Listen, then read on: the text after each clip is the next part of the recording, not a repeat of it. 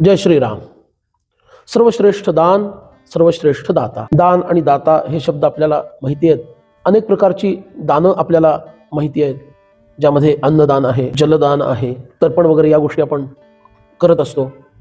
धनदान आहे, भूमिदान आहे, गोदान आहे, वस्तुरूपातील अनेक गोष्टींचं दान आपण करत असतो. अशी नाना प्रकारची दानं. त्यामध्ये एक विद्यादान सुद्धा येतं, शस्त्रास्त्रदान हेही येतं आणि ज्ञानदान सुद्धा येतं.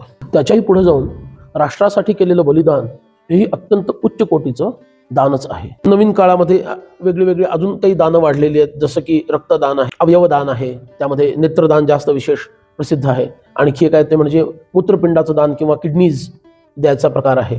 देहदान काही लोक करतात. असे दानाचे प्रकार अनेक आहेत. ह्या सगळ्या जुन्या काळातल्या नवीन काळातल्या सगळ्या दानांना एकत्र केलं तर सर्वश्रेष्ठ दान कोणतं, हा प्रश्न पूर्वीपासून विचारण्यात येतो. पण दान करणं ही सामान्य गोष्ट नाही आहे. कलियुगाचा हा धर्म सांगितला की धर्माच्या 4 ज्या मुख्य अंगांपैकी सत्य, तप, शौच आणि दान याच्यातील सत्याचं पालन करणं कलियुगामध्ये कठीण सांगितलं. करू नये असं नाही, पण फार अवघड आहे. तप करता येणं कठीण सांगितलं. तप करू नये असं नाही, पण करणारे फार कमी. शौच म्हणजे मनातून आतून शुद्ध आणि शरीरानं आणि वस्त्रांनी बाहेरून शुद्ध, हेही कठीण सांगितलं. एक वेळ शरीराने तुम्ही शुद्ध राहाल, वस्त्रांनी शुद्ध राहाल, पण मनाने शुद्ध राहणं हेही कलियुगात कठीण सांगितलंय. तोही धर्म अवघडच आहे, पाहतोच आहे समाजामध्ये. मग किमान दान तरी करावं. कलियुगातल्या लोकांनी दान तरी करावं. आपल्याकडे जे म्हणून काही देण्यासारखं योग्य आहे आणि चांगलं आहे ते दुसऱ्याला द्यावं, ते गरजूंना द्यावं, योग्य ठिकाणी द्यावं. आणि देताना दिल्यानंतर ते लक्षात ठेवू नये की मी अमक्याला अमुक दिलेलं आहे, म्हणजे त्याला मिंध बनवण्यासाठी किंवा त्याच्यावर एक प्रकारचा आपला दबाव वैचारिक, मानसिक, भावनात्मक निर्माण करण्यासाठी किंवा 4 चौघांना सांगण्यासाठी की इतकं मी दिलं, ह्यांना हे दिलं, त्यांना ते दिलं, हे सांगण्यासाठी या प्रकारे दानाचा उपयोग करू नये. त्याला दान म्हणत नाही. दान याचा अर्थ जी गोष्ट दिली त्याची परतफेड अपेक्षित न ठेवली, ह्याच्या बदल्यात अमुक मिळेल असं अपेक्षा नाही ठेवली, त्यालाच दान असं म्हणतात. त्याच्या बदल्यात मला हे मिळेल. मग ते वस्तूच्या रूपात किंवा अन्य संपत्तीच्या रूपात नाही, तर अन्य कुठल्या किमान रूपामध्ये, जशी माझी ओळख ठेवणं, मला लक्षात ठेवणं, याही रूपामध्ये ते असू नये. काही लोक दान करतात, अमुक अमुक संस्थेला देणगी दिली, दान दिलं, फक्त आमच्या नावानं असं असं तिथे लिहा, आमच्या नावाचा उल्लेख करा, म्हणजे लोकांच्या लक्षात राहील. हे सुद्धा म्हटलं जातं समाजात दान, पण खऱ्या अर्थानं ते दान नाही. ज्याची परतफेड अपेक्षित नाही अशी तुमच्याकडे असणारी एखादी टाकाऊ वस्तू नाही, चांगली वस्तू, चांगली गोष्ट तुम्ही दुसऱ्याला दिली तर त्याला काय म्हणतात, दान असं म्हणतात. असा दानी होणं फार अवघड आहे. म्हणून एक सुंदर सुभाषित आहे, ते आता स्मरत आहे. त्यामध्ये असं म्हटलं की शतेषु जायते शूरः सहस्रेषु च पंडितः वक्ता दशसहस्रेषु ताता भवति वानवा. 100 लोकांमध्ये एक शूर तुम्हाला पाहता येईल, 1000 लोकांमध्ये एक पंडित विद्वान पाहता येईल की जो 1000मध्ये एक असेल, पण 10,000मध्ये एक वक्ता सापडेल. वक्ता त्याच्याहून दुर्मिळ आहे. पण दानी भवति वानवा, दानी मिळेल किंवा नाही मिळेल सांगणं अवघड आहे. म्हणजे वक्त्यापेक्षाही तो अधिक दुर्मिळ आहे. आणि कुठल्या अर्थानं मी दिलं पण लक्षात नाही ठेवलं, त्याची परतफेड अपेक्षित नाही ठेवली, याला दानी म्हणायचं. असा जो दानी आहे असा मिळणं फार कठीण आहे.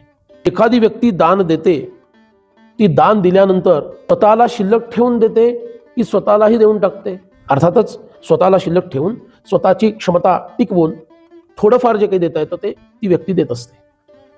मग त्याला श्रेष्ठ दानी म्हणता येत नाही. सगळ्यात श्रेष्ठ दान कोणतं आहे तर सर्वस्वाचं दान करणे, सर्व आणि स्व दोन्ही देणे. माझ्याकडे जेवढे, समजा पैशाचा विचार केला, एक 10,000 रुपये आहेत, 10,000च्या 10,000 कुणी देणार नाही. दान करायचं तर तो 100 रुपये देईल आणि स्वतःकडं 9,900 रुपये शिल्लक ठेवेल. हे सर्वस्वाचं दान झालं का नाही? सर्व दान काय करेल, 10च्या 10,000 रुपये दिले आणि स्वतः कफल्लक झाला तर ते सगळं दान झालं.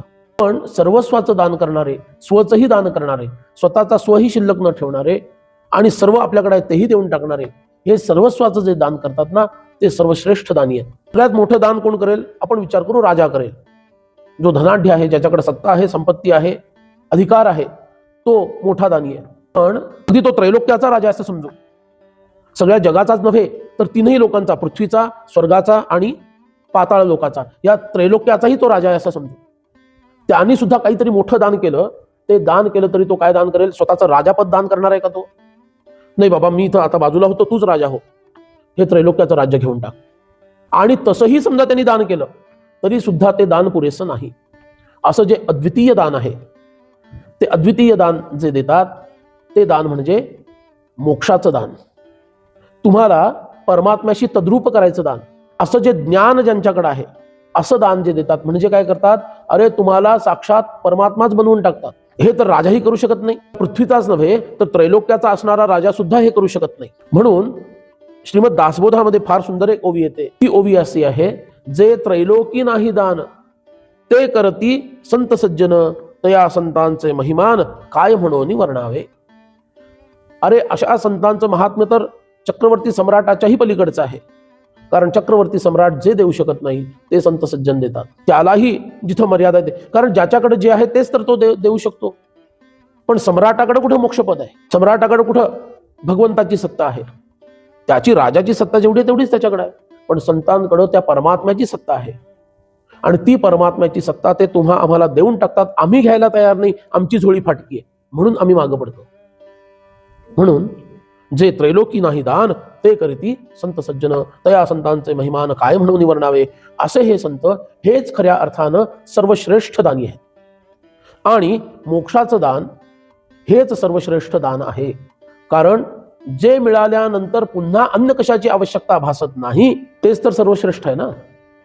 अरे तुम्हाला त्रैलोक्याचं दान जरी मिळालं तरी तुम्हाला आनंद असेल की नाही सांगता येत नाही. तुम्हाला दुःख भोगावं लागू शकतं.